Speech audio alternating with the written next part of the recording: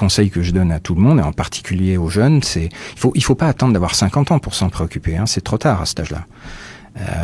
Dès le premier emploi, dès les premiers pas dans la vie active, moi je conseille à tout le monde, quel que soit le niveau de revenu, dans la mesure du possible, vraiment se contraindre à mettre 10% de ce qu'on touche à la banque net tous les mois, de côté. Qu'il neige, qu'il vente, et ça, on l'investit. Bon, après, on peut avoir une discussion sur comment l'investir, évidemment, mais c'est pas forcément très compliqué. Mais par contre, il faut avoir cette discipline.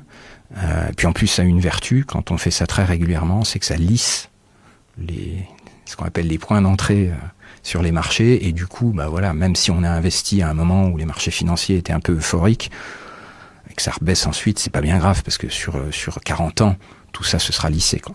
Et comme tu le dis très justement, c'est même plus que juste placer 10%, c'est les investir, c'est pas juste les mettre de côté. Non, mais quand je dis placer, évidemment, c'est surtout pas juste les laisser dormir sur un compte à vue.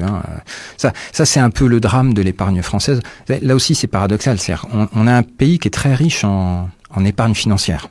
Quand on regarde ça de très très haut, on a 6 000 milliards d'épargne financière en France. On a un des taux d'épargne les plus élevés. On a le taux d'épargne le plus élevé au monde, je crois, ou un des plus élevés au monde.